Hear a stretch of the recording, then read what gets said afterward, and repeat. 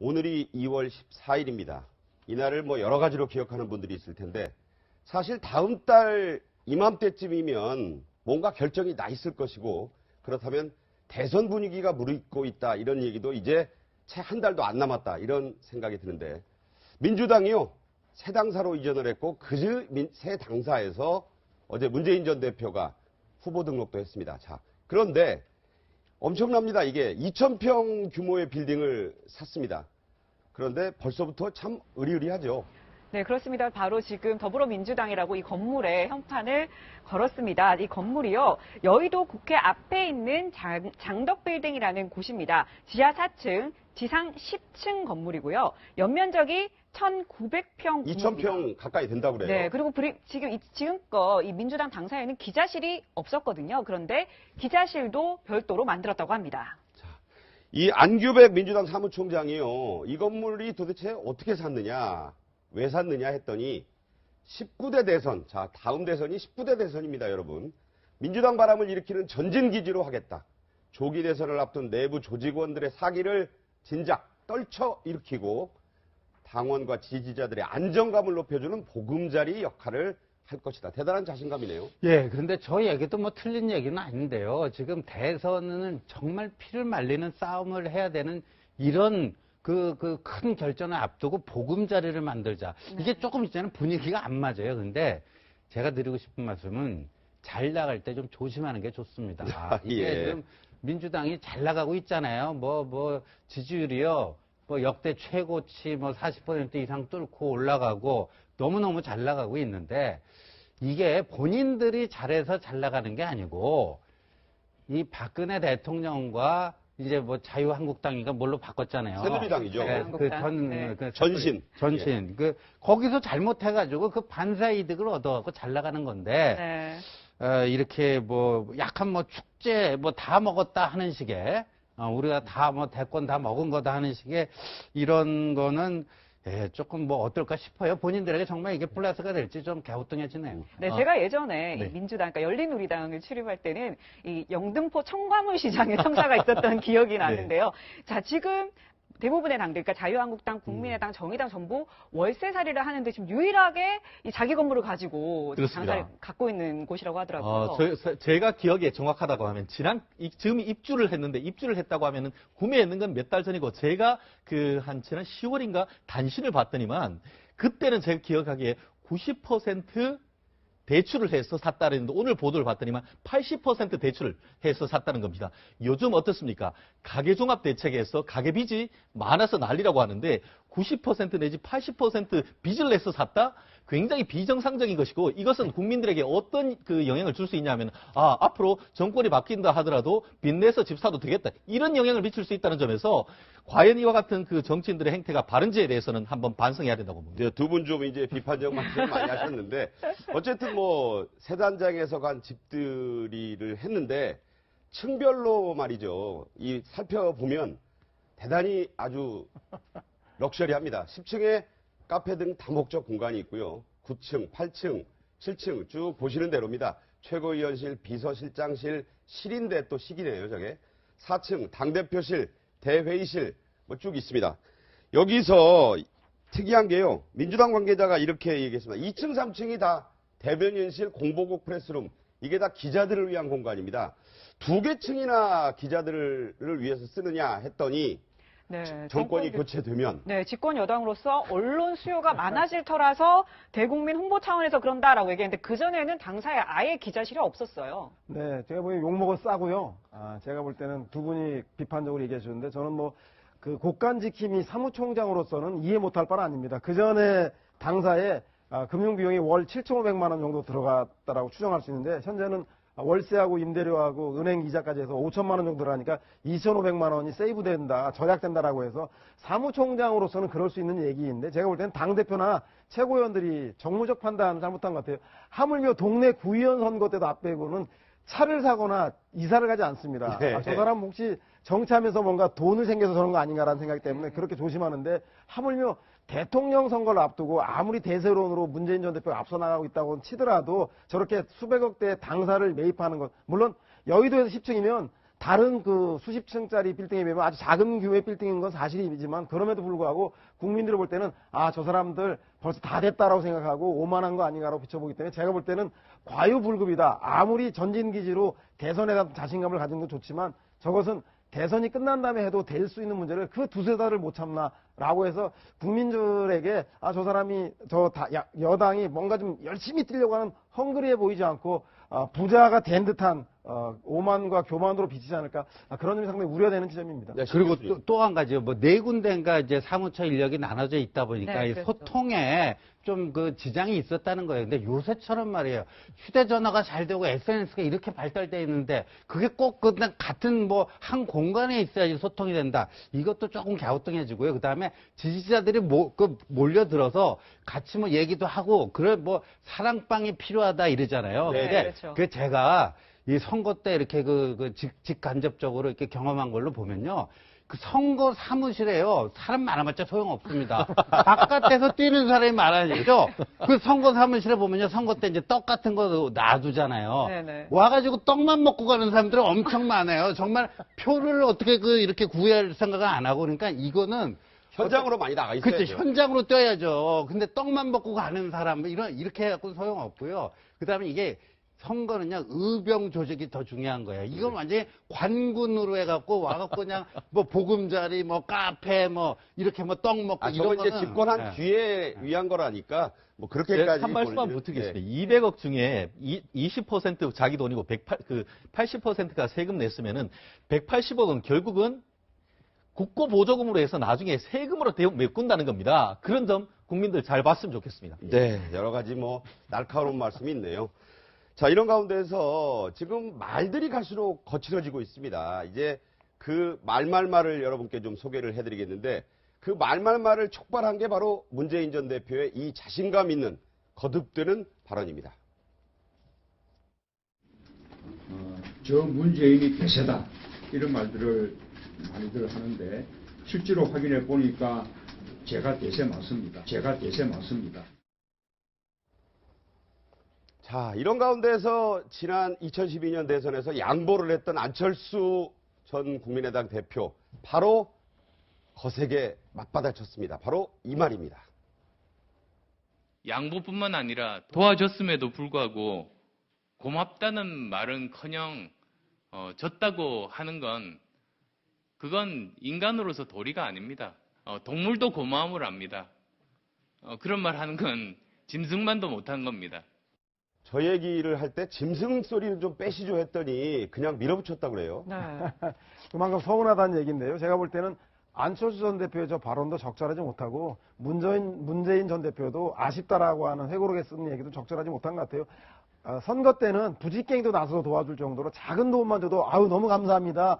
큰 도움이 됐고 다 제가 부족해서 졌습니다라고 하는 것이 인지상정인데 네. 마치 본인의 책임을 보다는 주변 조건이 안 좋아진 것처럼 비치기 쉬워서 문재인 전 대표의 저 얘기도 적절하지 못한 것 같고요. 그리고 안철수 전 대표도 이왕이면 내 개인이 대통령 되는 것보다는 누가 대통령이 되는 게 중요한 게 아니라 어떤 나라가 되는 게 중요하다. 정권 교체가 중요하다라고 했다라는 대의를 살리기 위해서라면 제가 더 많이 도와줬어야 되는데 미국 가는 바람에 마지막까지 못 도와줘서 정말 미안하게 생각한다. 이렇게 나올 때 사람들이 저 두 사람은 리더십을 가진 사람이다라고 볼 텐데 그 두 점은 제가 볼 때는 두 지점은 문재인 전 대표도 그렇고 안철수 대표도 그렇고 이 대목만에 대해서는 좀 야권 지층에게 좀 실망을 주는 발언 아닌가 생각이 듭니다. 네, 이 두 사람뿐만 아니고요. 또 이렇게 거친 말을 주고받는 두 사람이 있습니다. 바로 이 손학규 전 대표와 안희정 지사인데요. 안희정 지사가 이렇게 얘기했습니다. 손학규 전 대표님께 진심으로 부탁드린다. 정치 일선에서 은퇴해 주십시오. 이렇게 얘기를 했었죠. 자, 손학규 전 대표가 어제 이런 얘기를 했습니다. 안희정은 친노 친문의 홍위병으로 시작하지 않았느냐. 노무현 문재인 키즈의 대표적인 사람이지. 그 사람이 언제부터 중도했냐 이렇게 얘기를 했습니다. 자, 이 홍위병이란 말은 다 아시는 대로 중국의 문화혁명 때 모택동을 떠받들었던 소조들 얘기하는 건데 저게 두 가지 의미가 있잖아요. 낮춰보는 말하고 네. 까는 겁니다. 그렇죠. 비판하는 거. 예, 근데 저는 이렇게 봐요. 짐승만도 못하다, 홍위병이다 이렇게 극단적인 표현이 나오는 이유는 뭐냐면 국민의당이 호남 지지율을 보면요, 당 지지율에 비해서 후보인 안철수 플러스 손학규의 그 개인 지지율이 당 지지율에 훨씬 못 미치거든요. 그러면서 호남인들의 어떤 시선이 문재인 대 안희정이 과연 돌풍이 문재인 대세로 꺾을 수 있을까? 이런 식으로 그쪽으로 그 시선이 집중되다 보니까 아니야, 우리가 있어. 그러니까 전체적으로 보면 이거는 민주당 대 국민의당의 싸움이야 하는 거를 부각시켜야 되잖아요. 네. 그 부각시키기 위해서는 뭔가 약간 극약 처방도 필요하고 약간 좀 센 표현도 필요하고 그래서 저렇게 짐승마동 못하다. 뭐 홍위병이다. 문재인 때리기 안희정 때리기 하는 게 아닌가 보여집니다. 자, 이런 가운데서요. 보수 정당의 적통이 적자가 우리다. 이런 또 논란이 있습니다. 바른정당. 그리고 이제 아직은 입에 익지 않습니다. 새누리당이 이름을 자유한국당으로 바꿨는데 본인들은 한국당으로 줄여달라고 하는데 비판하는 쪽에서는 자유당이라고 줄이고 있습니다. 두 당의 싸움도 보시겠습니다. 대통령의 탄핵의 이유는 헌법과 법률을 명백히 위반하고 본인이 준수하겠다고 했던 헌정 질서를 어지럽힌 데 있는 것입니다. 이러한 대통령의 행위를 감싼 친박, 진박, 간신배들이 대통령을 망친 것도 모자라서 이제는 나라까지 망치려 하고 있습니다. 듣자마자 내 머릿속에 들어간 것은 소위 또 물귀신 작전을 하고 있구나 이런 생각이 제일 먼저 들었고요. 지지율이 많이 떨어지니까 생존 전략을 위해서 그런 얘기를 하는 것이 아닌가. 한마디로 그거에 대해서는 제가 언급할 가치가 없는 얘기다 이렇게 보고 있습니다. 한솥밥 먹었던 식구들끼리 간신배라고 하고 물귀신이라고 하고 있네요. 예, 그렇습니다. 만약 저희가 이제 그런 얘기를 여기서 하면은 아마 이게 언론중재위원회에 고소할 것 같은데요. 심의위에서도 지적이 그렇죠, 옵니다. 그렇습니다. 그런데 이 정도로 얘기한다는 것은 서로 그만큼 이제 감정이 골이 깊다는 것 같은데 현재 어떤 보수가 나뉘어진 그 씁쓸한 모습을 보는 것 같아서 한때 이게 보수 지지자들 입장에서는 사실 답답한 그런 상황이 아닌가 싶습니다. 네. 근데 이제 자유한국당으로 그 당명 바꾼 거 있잖아요. 이게 과연 유권자들에게 어떻게 평가받을지 그러고요. 일단 당명을 바꾸면요. 새 당명이 이렇게 귀에 익을 때까지요. 오히려 여론조사에 보면 더 떨어집니다. 네. 그러니까 한 일주일, 최소 일주일에서 2주 이렇게까지요. 귀에 읽는 시간이 좀 귀에 필요하죠. 읽는 시간. 근데 이때 왜 바꿨으며 그 다음에 이제 이런 거죠. 뭐 우리가 지금 이름 바꾼다고 해결될 게 아니잖아요. 정말 그 컨텐츠와 내부 그거를 바꿔야 되는데 네. 이제 간판 바꿔 달아갖고요.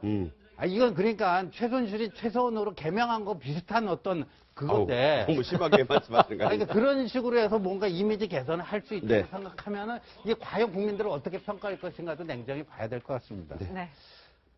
지난주에는 문재인 전 대표 안희정 충남지사가 호남에서 주말에 아주 치열한 승부를 겨뤘는데 오늘은 이제 문 전 대표가 세종시로 가면서 이른바 충청대전이 시작됩니다. 반기문 전 유엔 사무총장의 공백을 누가 차지하느냐 중원쟁탈전이 시작이 된 건데 이와 관련한 대전 충청 지역의 여론조사 결과부터 살펴보겠습니다.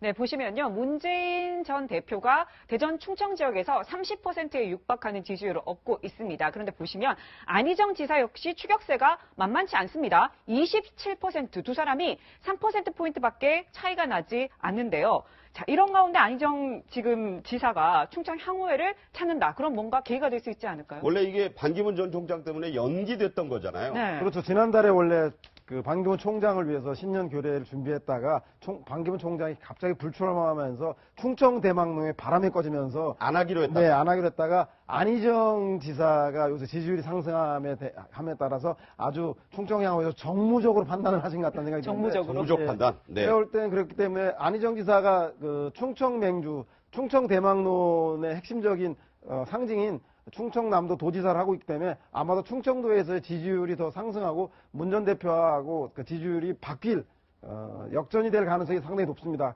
그러나 예전같이 충청도를 생각하면 안 되고 충청도가 대전 그리고 그 충남의 천안, 충북의 청주, 충주 등이 대도시입니다. 또 세종도 있잖아요. 네, 세종도 그렇고요. 그래서 그 세종특별시를 빼고더라도 야당 성향을 대단히 많이 가지고 있습니다. 그 지역의 시장이라던가 도지사를 보면 다 야권 성향이고 국회의원들도 충청권에 상당히 많이 야당 의원들이기 때문에 아마 문재인 전 대표의 지지세 또한 뒤지지 않을 거기 때문에 아마 중원을 둘러싼 그 안희정 문재인 전 대표의 싸움을 흥미진진하게 봐야 될 것 같고요. 특히 당내 경선에서 광주 호남 다음에 두 번째로 경선이 치러지는 곳이 바로 이 충청이기 때문에 충청 표심 잡기에 두 잠룡들이 본격적으로 나선 같은 생각이 듭니다. 자, 이 문재인 전 대표 오늘 이제 세종시에 내려가면서 두 사람의 충청대전이 시작이 됩니다.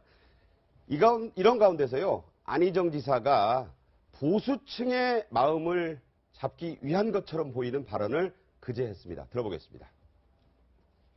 물론 사드 문제를 박근혜 대통령께서 이걸 이렇게 결정하는 이 결정 과정과 수순은 저는 잘못됐다고 생각합니다. 그러나 이미 군사 동맹 간에 있어서 합의된 것을 얼른 뒤집기는 쉽지 않아서 일단 존중한다는 제가 말씀을 드립니다.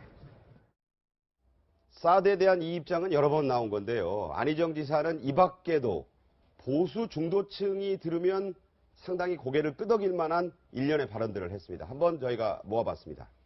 네, 바로 제일 좀 최근에 있었던 발언 중에 하나죠. 바로 대연정입니다. 새누리당과도 할 수 있다 이런 얘기를 했고요. 이명박 전 대통령의 녹색 선자, 박근혜 창조경제 이어갈 것이다. 국민 공짜박 원치 않는다. 이재용 부회장의 기각, 법원 판단 존중해야 된다. 이렇게. 근데 저는 저런 발언들이요, 좀 뭐 진보 보수 그 잣대를 봤을 때 보수적인 발언이다 했는데 저한테는 그냥 그 상식적인, 그러니까 맨 위에 그 뭐 네. 새누리당과 대연정 할 수 있다 빼놓고요. 그러니까 암만 전임 정부라도 잘한 거는 계승해 나가야 되는 게 어떤 그 기본적인 입장에서는 맞는데.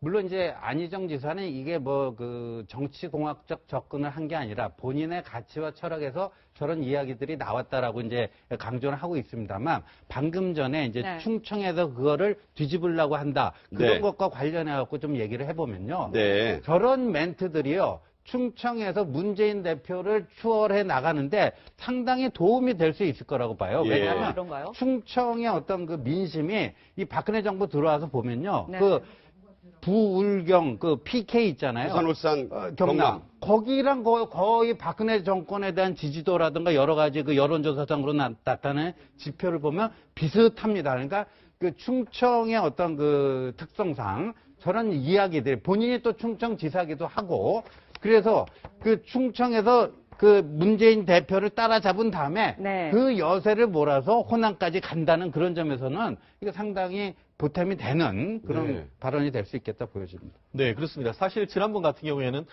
대한노인회를 찾아갔습니다. 거기에서 그렇죠, 맞아요. 보수의 핵심이라고 할 수 있죠. 네. 거기에서 거기에 계신 어르신들이 14번인가 이게 박수를 쳤다라고 하는데 그와 같은 광폭행거를 계속 이어가는데 네. 이와 같은 배경에는 결국은 민주당 당내 경선에서도 이길 수 있다는 나름대로 자신감의 발로인 것 같습니다.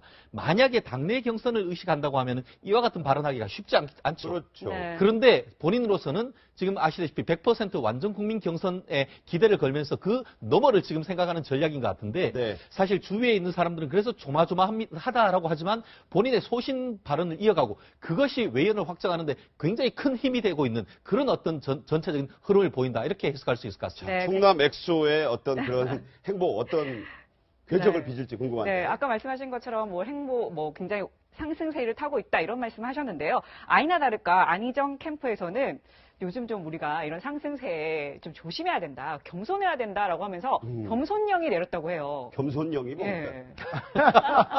네, 잘 나갈 때 조심하자 이런 거 뭐 자세를 네. 내린 건 잘하는 것 같다는 생각이 들고요. 근데 제가 볼 때는 안희정세의 이런 중도 행보가 세상에 뭐 집토끼도 잡고 산토끼도 잡고 이런 게 있으면 얼마나 좋겠습니까만은 양날의 검이라는 생각이 듭니다. 이런 중도 보수 클릭은 아마 일반적인 국민 여론조사를 올리는데 충청권이라든가 이런 지역에서의 고연령층의 지지를 높이는 데는 도움이 되겠지만 당내에서 야권의 지지층들에게는 선명성과 개혁성을 요구하는 지지층들에게 당내 경선에서는 다소 불리하게 작용하는 건 사실일 것 같다는 생각이 들고요. 특히 황교안 대행이라던가 그리고 박근혜 대통령 측에서 탄핵에 대해서 전면적으로 부인하고 있고 이런 상황이 들고 태극기 집회가 가열됨에 따라서 제가 볼 때는 보수가 집결하면 집결할수록 정권 교체를 희망하는 야권 지지층들은 이러다가 정권 교체 어려워지는 거 아니야 라는 생각이 들수록 제가 볼 때는 문재인 전 대표의 지지 될 사람 미루자고 하는 게 높아질 것 같고 그렇지 않다. 정권 교체는 이미 따놓은 당상이고 그중에서도 어떤 사람이 더 나은 이왕이면 다홍치만을 찾자라고 한다면 안희정 지사가 더 유리해질 수 있기 때문에 제가 볼 때는 당내에서의 어떤 노선을 갖는 것보다 오히려 외인적 요인 외연적? 예. 외연적인 변인들이 오히려 두 후보의 당락을 가르는 중요한 변수가 될 수 있다는 점 간과하지 말아야 되겠는 생각이 듭니다. 네, 자, 이런 얘기들과 함께 시작된 충청대전 어떤 결과를 빚을지도 저희가 전해드리겠습니다. 바쁜 사람들이 또 있습니다. 동분서주해서 전국을 누비고 있는 잠룡들의 부인들 얘기인데요. 이른바 내조 열전입니다. 영상으로 구성했습니다. 저 하나로 살아온 세월 꿈같이 흘러간 지금 우리 광주 시민들께 다시 저 문재인의 손을 잡아달라 이렇게 부탁드릴 명치가 없는 사람입니다. 다음에는 당선자 여러분들께 인사드리고 싶습니다. 당신이 내게 있었던 뿌리였고 젊은 친구들이 아 청남 맥소다 이러면서 저한테 사진 찍자고 달려들더라고요. 그래가지고 제가 청남 맥소인 걸 알았어요. 그래서 제가 옛날부터 낌새는 좀 눈치는 채고 있었지만 약간 왕자병이 좀 있어서 비못난 사랑 위에 정성을 바치 우리의 손으로 그를 잡아 역사 속으로 박정희의 유해 옆으로 보내줍시다 여러분. 저는 방해 안 하고 세상에 나가서 본인이 하고 싶은 얘기 다 할 수 있게 그 내조를 했었던 것 같아요. 여보, 당신에게 하고픈 말은 사랑하는 여수 시민 여러분, 여수사위 안철수입니다. 반갑습니다. 안철수 아내입니다.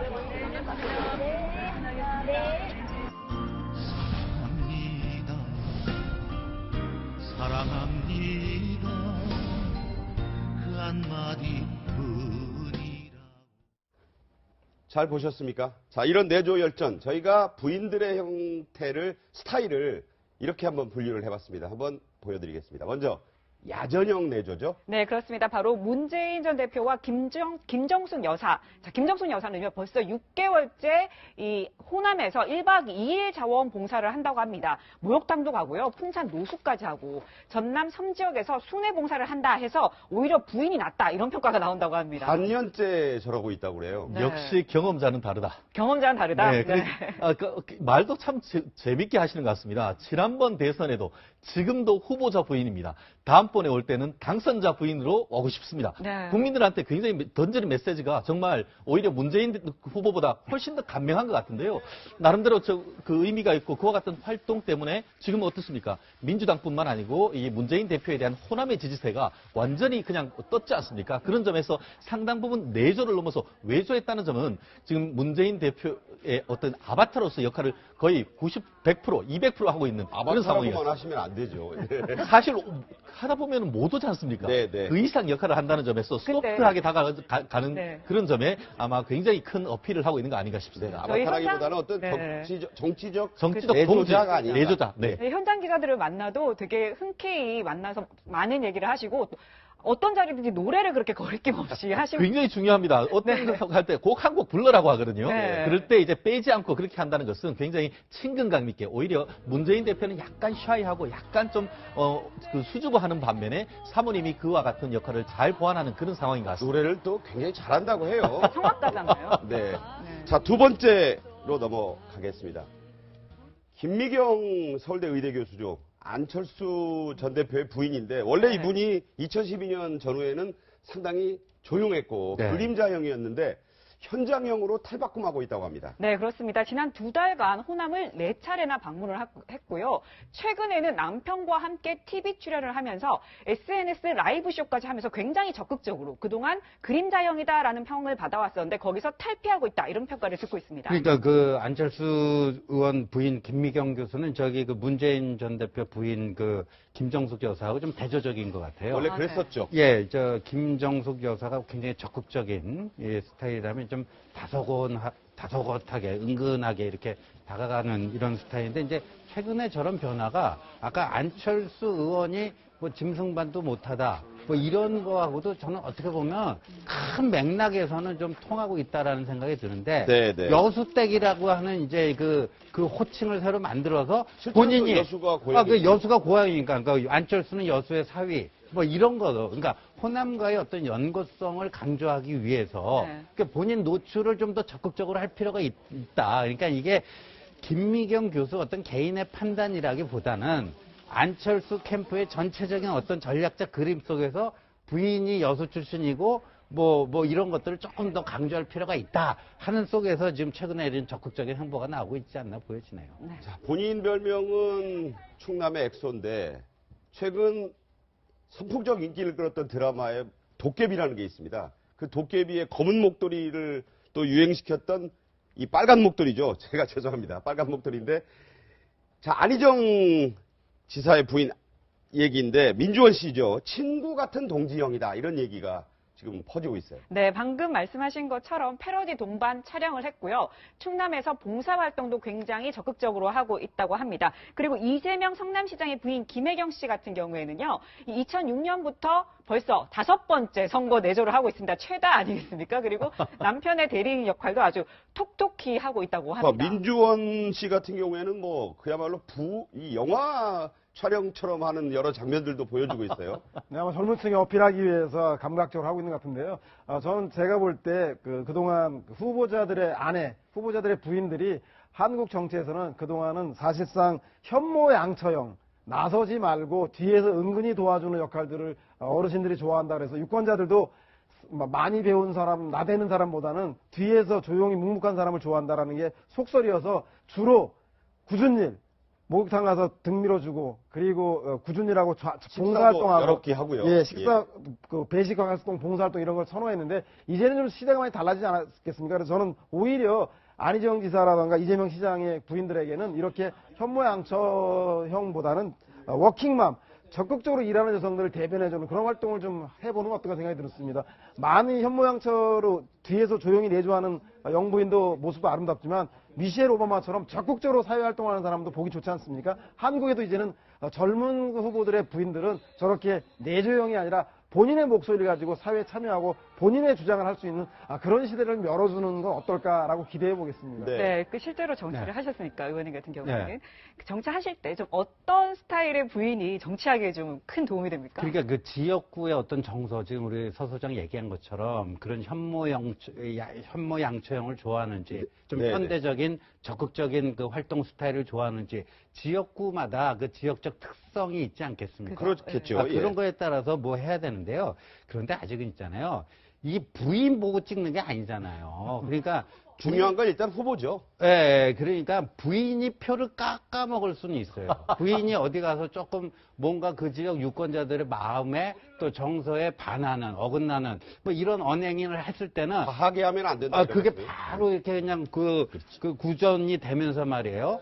뭐 그게 이제 간표 요인이 될 수가 있는데 제가 봤을 때는 뭐 부인이 잘하면 플러스 알파 효과가 있는데 그게 무슨 결정적으로 뭐 이렇게 됐다라는 그런 얘기까지는 아직 못 들어봤어요. 자, 부인의 내조 열전은 양날의 칼 같다. 저는 그렇게 한 말씀만 제가 네, 짧게 좀 네. 부탁드립니다. 네 분 다 야권 후보들입니다. 네. 여권 후보 측이 아무도 없다는 것도 현재 정치 지형을 보여주는 것 같습니다. 그렇군요.